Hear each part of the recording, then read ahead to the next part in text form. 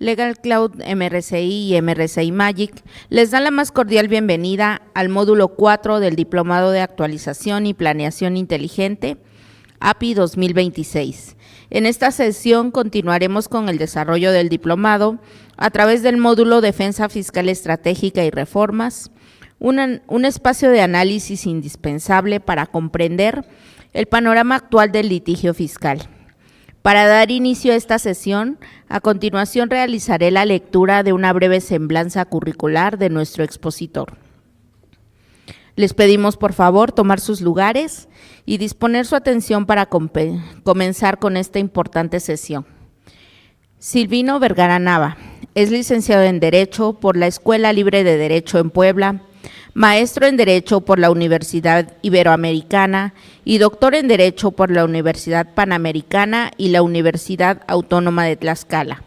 Asimismo, cursó los seminarios del doctorado en Derecho Penal por la Universidad de Buenos Aires. Desde 1997 es titular del despacho Consultoría Contencioso Administrativa, con sede en la ciudad de Puebla. Cuenta con una amplia trayectoria profesional, editorial y de difusión jurídica. Ha sido articulista en diversas revistas especializadas como Asesores, donde forma parte del Consejo Editorial, y Defensa Fiscal, publicación en la que actualmente se desempeña como director editorial. Asimismo, es columnista en materia jurídica en los diarios poblanos La Jornada de Oriente, Cambio y El Popular. Participa activamente en medios de comunicación, siendo colaborador y director del proyecto parmenasradio.org, espacio dedicado al análisis jurídico y fiscal. En el ámbito académico, ha impartido cátedra en diversas instituciones de educación superior, entre ellas la Benemérita Universidad Autónoma de Puebla, las Universidades Autónomas de Oaxaca y Tlaxcala, la Universidad Popular Autónoma del Estado de Puebla, la Universidad de las Américas en Puebla y la Escuela Libre de Derecho en Puebla. Es ganador del Premio Nacional de Investigación Jurídica ANFADE 2022 y es autor de diversos libros y publicaciones en materia de defensa fiscal y derecho público. Les invitamos a recibirlos con un fuerte aplauso. Bienvenido, doctor. Bueno, muy buenas tardes a todos. Vamos a platicar sobre un tema muy interesante y sobre todo muy actual, que tiene que ver precisamente por el planteamiento de lo que está sucediendo en el litigio fiscal, lo que pudiéramos decir que existe actualmente en las controversias fiscales, los medios de defensa, ¿no? Lo que se está viviendo actualmente en esta área de, pues digamos, del conocimiento jurídico en general y bueno, particularmente lo que está pasando en la crisis tanto del derecho procesal fiscal como del derecho contencioso administrativo. Ustedes saben que cuando hablamos de recurso de revocación o recursos administrativos es derecho procesal fiscal. Cuando hablamos de juicio, pues es desde luego derecho contencioso administrativo. Son dos áreas muy similares, ¿no? Y que bueno, pues hoy han sufrido una gran cantidad de crisis, vamos a decirlo así. Y bueno, lo que vamos a platicar pues es simplemente las vivencias de lo que nos sucede en el día a día, que ustedes mejor que yo lo saben, y que precisamente por eso quisimos hacer este resumen, que queremos prepararlo para ustedes. Vamos a dividirlo en tres partes, ¿no? En tres áreas que queremos comentar. Una visión del litigio fiscal de los últimos tiempos, ¿no? Cuáles son las controversias actuales en los tribunales, qué es lo que dicen, qué es lo que se dice en los tribunales, qué es lo que está en pleito en los juicios, ¿verdad? Luego la pregunta de si verdaderamente el SAT está ganando los juicios o los está ganando el sistema, porque una cosa es que gane el SAT y otra cosa es que gane el sistema que se ha estado implementando sobre todo desde 2003, ¿no? Desde la fecha de 2003, que ya platicaremos por qué. Luego, bueno, pues algunas tesis que desafortunadamente cada día son menos relevantes para los contribuyentes, pues analizaríamos estas tesis representativas para los propios contribuyentes. Después, el siguiente punto que quisiéramos comentar aquí es la reforma judicial de 2025 y que, bueno, pues pareciera que la inclinación es recaudar a través de los tribunales. Una pregunta que yo creo que a muchos de ustedes se las hacen todos los días, ¿no? Si se acabó el juicio de amparo en materia fiscal. Hoy está de moda para algunos promover un juicio de amparo que, bueno, pues ya analizaremos en su momento con la reforma de este año.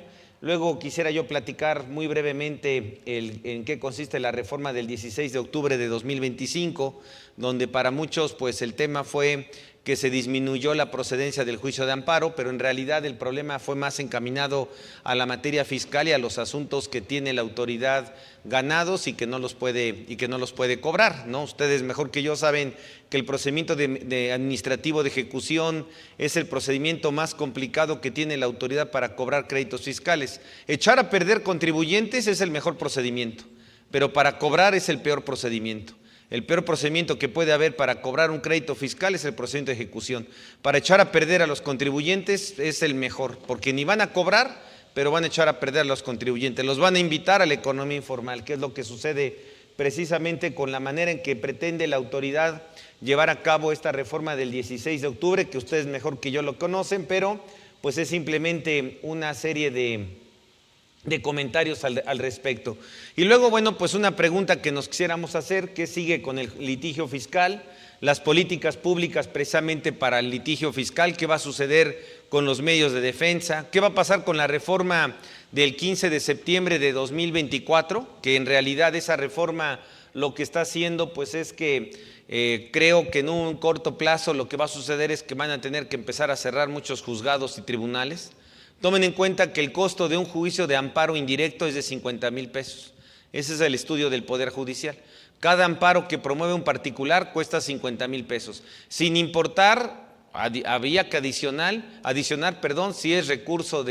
si presentan por ahí un recurso de revisión, si por ahí presentan otros recursos, si después se meten a un tema de inconformidad, si solicitan la suspensión.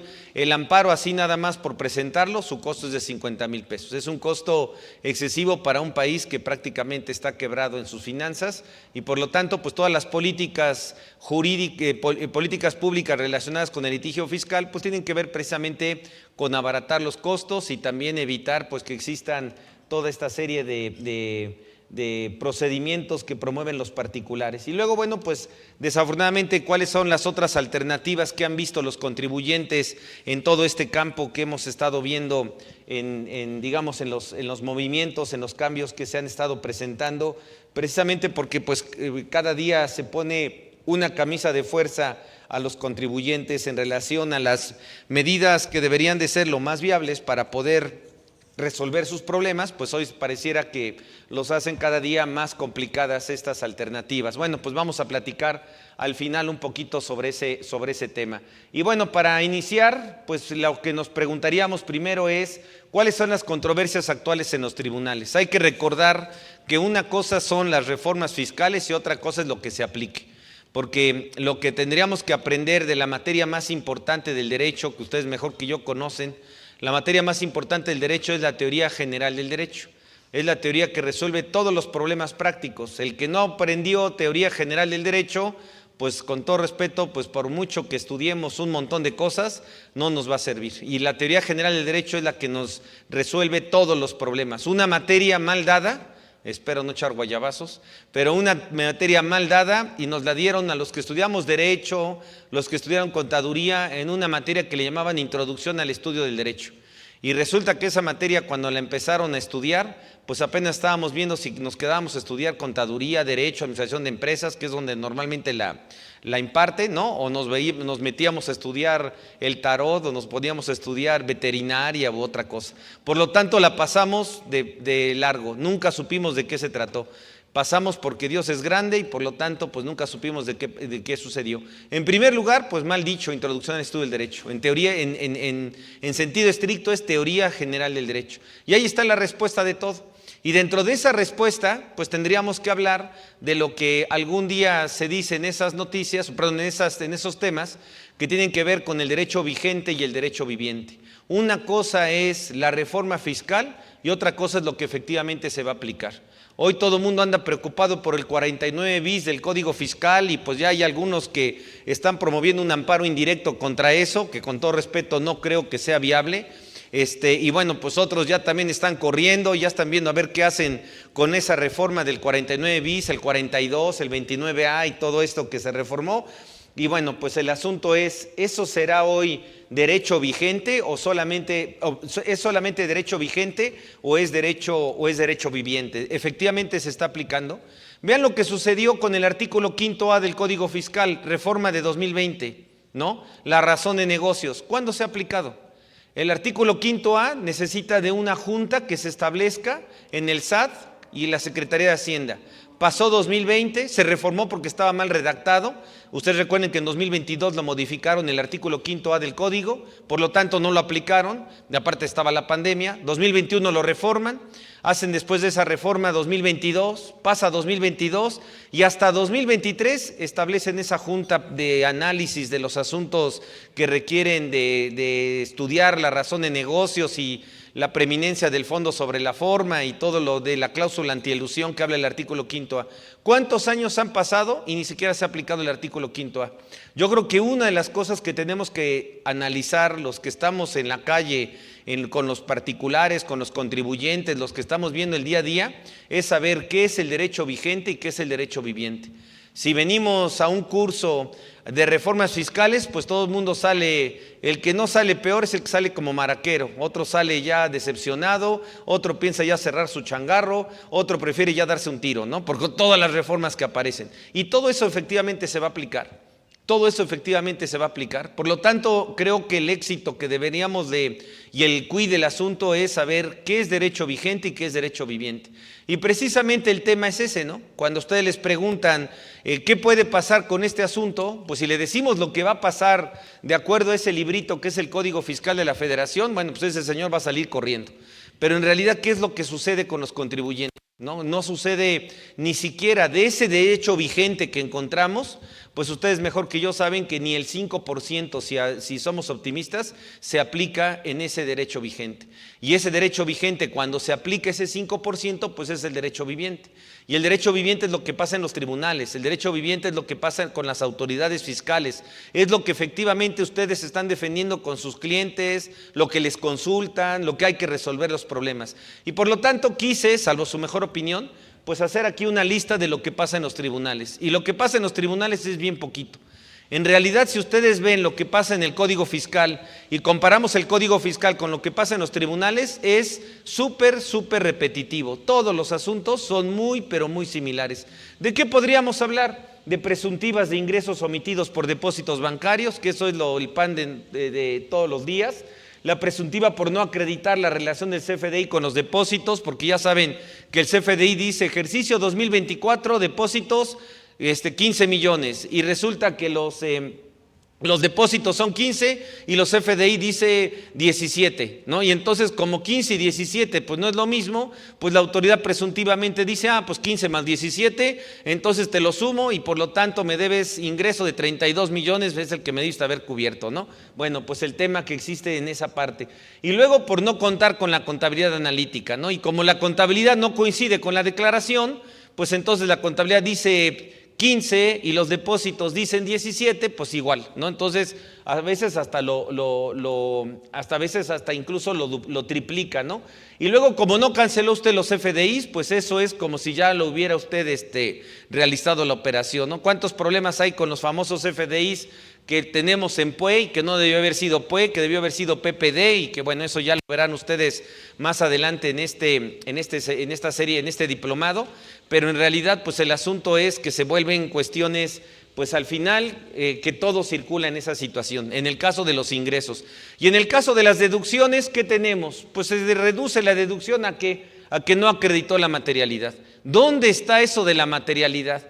Y ese problema de la materialidad, pues entonces tenemos que ir a buscar el fundamento de la materialidad. Pues no existe fundamento legal de la materialidad. No, como que no existe el fundamento legal de la materialidad. Permítanme, sí existe en la ley.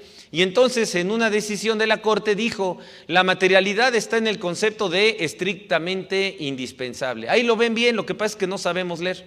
Como no sabemos leer, pues no hemos visto que dice estrictamente indispensable, entre paréntesis, materialidad. ¿Cuál es el problema principal que está pasando en este país?